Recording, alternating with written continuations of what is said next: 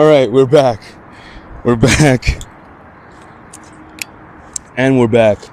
We're in the red. We don't give a fuck. It's a red car. It works. Let's go. All right, so what I love about the car. The things I love about the car, I mean, number one, I actually wrote this down so I wouldn't forget. Number one, the styling and the lines, the shape, the styling, the color. I mean, look at it, guys. It's like Harrod red, the hottest red you can get. And it's just very nice. The shape is so much, it's like so timeless because of that sloping roofline. And yeah, I saw it, I was just drawn to it because I didn't even think it was a spec that could be configured. And to be honest, I was, pretty shocked when I found it. But the styling, the color is what drew me to it in the first place. And that's why that's one of the things I just love about the car. The other part is the rarity of the coupe and the rarity of the 6-speed combo with that. And I think, I'm not sure about the numbers, but the coupes in manuals are actually more rare than the M coupes, because all the M coupes are manual, but not all the the 3.0 SIs or the E86, not all of them, the regular ones, were manual. So I think for that reason, paired with the engine, the 6-speed, it's just like a sweet spot of power where, yes, some people might be left wanting more, but for the average folk that is just getting into car and using the car as a daily and making sure the car is livable, which is other points I'm going to get to, it does the job in spades. And it's such a great car. Number 3 is the practicality. This car is very practical, even though it's a 2-seater, just because of the pretty decent sized trunk. I wouldn't call it a massive trunk, but it's a pretty decent sized trunk. I have taken my mom, I've put 3 full suitcases in the back before, and you can't put the cover, the luggage cover over those, but it would fit 3 suitcases in the back, like no problem. I've gone camping. Me and my girl have gone camping in this, and we had to take stoves and air mattresses and all that shit. And it was a breeze where we didn't have to put anything else in the front because there's no other space, to be honest. The interior, there's no cubby or nice nooks that you can put stuff in.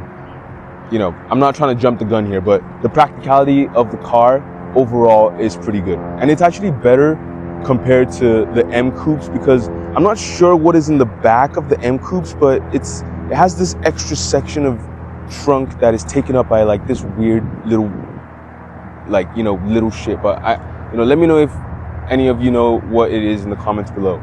But yeah, it's very practical, very, very practical. And the 4th point, engine reliability. Oh my God, guys. Every time I turn the car on, it is started. Mind you, you have to get something with good service record. And I did find this car was very well maintained in BMW dealerships all over Southern California. And that gave me peace of mind purchasing the car, but I didn't actually know to what extent it would help in terms of peace of mind and reliability. Knock on wood. Pause. Okay, but yeah, the engine is so reliable. This N52, everybody's talked about it. It is goated. It's the silver top. I think that's a little better for the black top guy. I'm black, but I think the silver top is a little better. You can tell those, the black top folks. But the engine is super reliable, guys. I've only done oil changes, twice in the last year, and I want to get a transmission service done. I want to get a differential service done, but not because it's having any problems or it's hard to shift or anything. The car runs smooth. It mechanically is so smooth that peace of mind, starts up 10 out of 10. This is my daily. I've put about 10,000 miles on the car since I got it. Maybe even more at this point. Yeah, 11, 12,000 miles on the car since I got it. 11 months ago, it has been a breeze to drive. I drive this shit every day. I try to drive it as much as I can.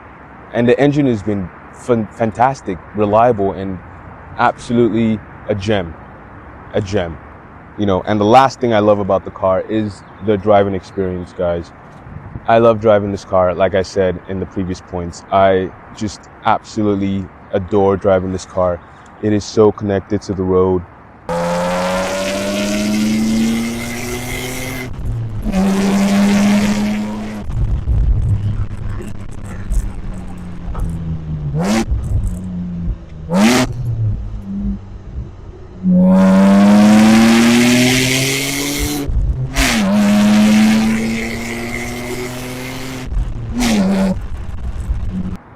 It is just a joy to drive. The 6-speed is, it's suited so well for this engine, and it just works, and it works so well. And, you know, with the mods that I've done to the car and the suspension mods and, you know, chassis stiffening mods, it has been such a joy. And so it's, you know, it is harsher, but it's been such a joy to drive, and absolutely amazing experience. Now, for the parts I don't like about the car, oof. All right, number one is the rattling plastics in the interior. Oh my God. Everything rattles in the interior, from the cup holders to the back trim plastic, like to the trunk lining plastics. Everything rattles in the interior, guys. And it you know, that part is kind of, I do understand it's an old car. It's got age, it's got some wear, it's been used. It's been really used really well. If you guys have any solution to those, I don't know if there's even any solution to that, because like, bro, like, what can you do about rattling plastics? Like, put some tape or some felt? I don't know. Number two for me is no Bluetooth connectivity for this car. As you can tell, it's an older gen car, so I do have to figure out a way to retrofit CarPlay into this car, and I've not gone to that yet. I've seen so many things, but I don't also want to put a different screen on the car. I want to keep it as it is and not really change too much on the interior, especially that screen. I don't want to, like, you know, make it not look OEM, because like, I'm not after that look. I would rather use the method that I'm doing now, which is just getting an FM transmitter.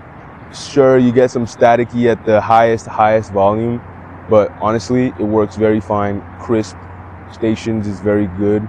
Only when you're going across, like, you know, towns where that might be where it needs to recalibrate a little bit, but overall, it's been doing the job. But eventually in the future, I want to figure out a way to get Bluetooth connectivity into the car. So if you guys have any recommendations for that, I would greatly appreciate it.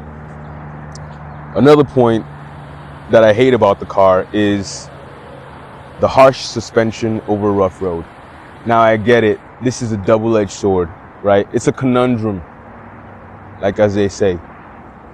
You mod a car, you mod your daily, put the nice parts, put the parts that you would enjoy, that would make you enjoy driving the daily more and make you enjoy driving the car and have a spirited driving experience. But it's your daily, you know? And I'm not complaining here, but it's a conundrum where you mod in your daily and then your daily gets to be unlivable. But it's not to that extreme. But I did put some stiffer suspension on the car. Mind you, the suspension that was on the car was already blown. It was already messed, like, you know, already shot. I modded the car because I wanted it to be sportier. And in turn, I got some harshness, and I hate that about the car. Whoop-de-fucking-do. That's where I put myself in. So the sun is going down. Let me wrap up these points. Fourth point is there's almost no available parts for the interior, like, ever, or like any bespoke part, like any weird part. It's almost not available. I have my visor, the mirror on the visor is stuck, which is a very common problem in these cars, and I can't find a visor. I've looked up on FCP Euro, I've looked on HES Tuning, I've looked up Earner, I've looked on eBay, I've looked on everywhere, bro. I can't find a tan a tan visor for this car, which is an absolute shame. I don't know what I'm gonna do about that. And the last part is the electronic steering. It's not hydraulic like the Z4Ms are, and the electronic steering it leaves you wanting, and sometimes it likes to trimline so much on the road that you're like, oh my god. But then it's also because the car is more stiffer, it's gonna be more responsive over uneven road.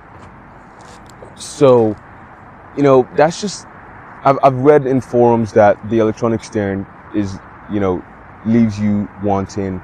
The rack is not as quick as the Z4M rack is, and you know, that's just minor nitpicks that sets the Z4M apart from this car and puts it in a category above. But it's been overall good. It's very direct. It turns, it weights up very nicely. Put it in sport mode, load that corner up, it weights up so nice. But then when you're driving, it's a little numb on center. Maybe like if you are on center, it feels weightless. It doesn't feel, you know, it doesn't feel like girthy, like it doesn't feel like it's doing, like, you know, you don't feel the tires in the road. But then when you make an input, you do feel the weight just wake up nicely. The front responds accordingly. But on center, it's kind of dead, and then over uneven surfaces, especially on the freeway, it just trimlines a little bit, where it, like, you know, you do that, and like it just follows the camera in the road. It'd be a little too much at times, and the roads in Cali and, you know, freeways and highways in Cali don't make it any better. And the rough roads also make me just wince every time I go over rough road. I literally avoid certain parts of town just because I just can't do it, bro. I just can't do it. Like, it's gonna be torture. Like, seriously, freaking torture. So that's where I'm at with the car. I've lived with it for 11 months and I absolutely love it. I do want to get another car in the future. Obviously, you know, that entails me trying to find a better job, you know, trying to do other things in my life to, you know, further my means. I'm not rambling here. I'm trying to wrap this shit up. But as a daily, it is doable for now. It is absolutely doable for now. I love it as a daily, actually.